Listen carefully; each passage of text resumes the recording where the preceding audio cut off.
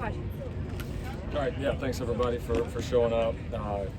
First, just from the team and staff, just want to offer our thoughts and prayers to Bronny and his family. Had a chance to quick moment there with our team chaplain after the fact. So they've certainly been in our thoughts and prayers over the last few days, and pray for a great recovery. And I know all the rest of the Trojan family feels that way.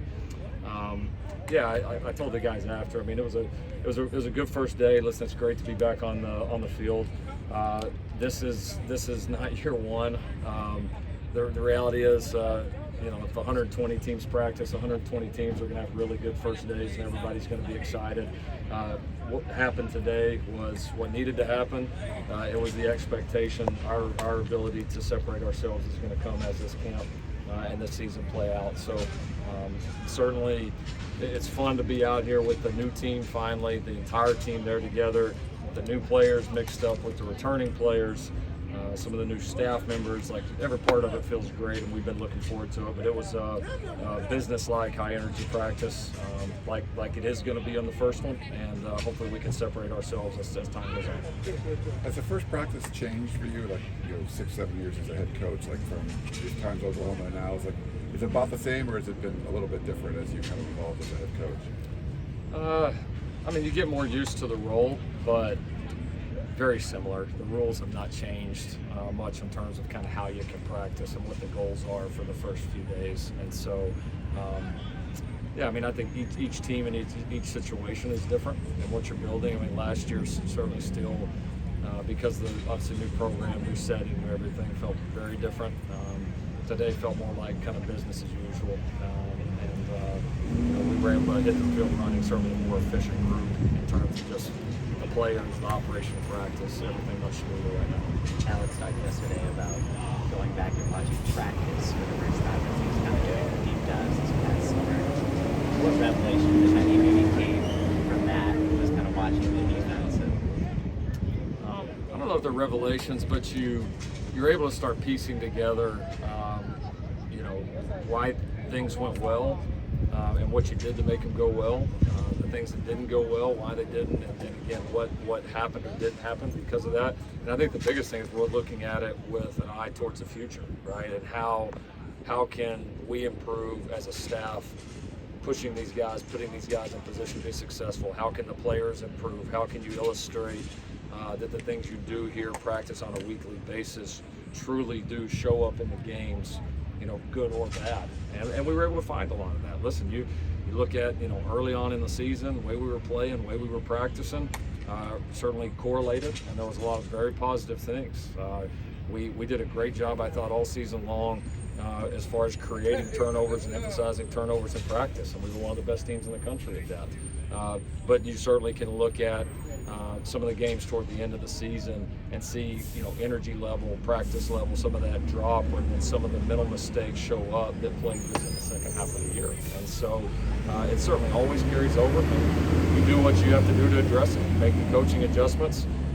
You build a better roster. You build a deeper, more competitive roster. And I feel like we've done all of those things and have a setup to not only start well, like we said today, but sustain it. Did you see Alex attack this offseason any differently than you have in the past?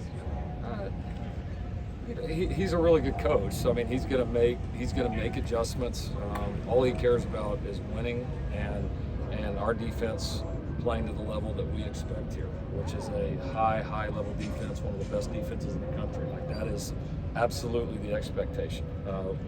And I think each year as a coach, what you have to do and what the team and the players need you to do to help get to that point, it's not always the same, right? Every group's different, every situation that you come into is different. So we peeled back the layers, we identified where we needed to improve, where I needed to improve, where he needed to improve, the staff, the players, the program, the practices, everything, and then we put a plan in place. And he's as motivated as any person in this building right now, but I don't know that that's any different than Alex that I've seen for the last 4 years.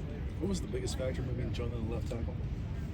We're going to look at it early here in camp. We practiced the other way in spring with him at right and Tarquin at left. Tarquin's got experience playing both. Jonah and obviously just his experience within our system and the quality of player he's become. There's just a lot of comfort there, right? That he certainly can do it. And so we worked both through the summer. I'm sure we'll work both into camp, and knowing how these seasons go, there's a good chance that both those guys are the guys that may have to move around, along with Mason Murphy. I put him in that category, and several others in our group. So working combinations, we felt like this was the best one to start camp with. Have the priorities changed at all heading into week 1 this year versus last year? The priorities changed. I mean, I think we all feel like we're further ahead, right? There's a starting point that's much different than a year ago at this time, and so, and I think the goals in terms of what we want to accomplish in this camp probably are a little different that way. Maybe less familiarized and more. We kind of know what the standard and expectations are. Our guys know what we expect to practice. They know the level of competition, and so how do we rise and take that climb and continue to take the next steps? And so I would say more of an emphasis on that right now. How does your confidence level in Caleb and Miller compare to maybe some of the other duos that you've had as a head coach at that position? It's as high as any room that I can remember. I mean, it's especially having them both now for what's going to be multiple years. And you throw in, and I would just say with the whole, and then you throw in a really talented freshman that's got a chance to become a very good player, and then the value Jake Jensen brings, kind of being the steady guy in that room that is always there. It's hard this day and age to have 4 guys in the room that you feel like we could go play and go win and go play well with. It's hard to do, and we're fortunate to have that right now. What was the thought process to the early morning start you guys have for this game? Well, we're in class. Our guys are in class. When you start as early as we have, because the week 0, you typically have a couple of days when you're in class, and you can work around that. But for us, it either becomes a very early morning practice or a night practice, and these guys are used from summer workouts, used to getting up early, so we'll feature that. It won't always be this early, just depending on the class days, and about half our camp will be while school's in, and then the back half of our camp will be free time with no school in. So we'll mix it a little bit here through these next couple of weeks, so that we get a couple of times to get under the lights and get a little bit more recovery. But this is the schedule that made the most sense to get done what we need to get done from a football perspective, and then obviously allow the guys to handle their academic responsibilities. What different challenges does that create? Having school much more this football camp. Yeah, really early wake-up calls. And probably, I would say with that, I think just it's more for the players, right? They have to balance when all this is over, like they're going to class and then they're coming back over here for a full afternoon, whereas when you get to later, when we're not in class, we'll have a lot of activities in the morning. They'll get a chance to go rest and recover and sleep and kind of get away from it. So for our guys in class, it's a challenge, but it takes what it takes. Let's do one more. Fair was limited today. Do you expect that to be something that holds out through these first couple weeks? And what does he just generally add to that room once you're able to get him pulled in? Yeah, just a very minor soft tissue.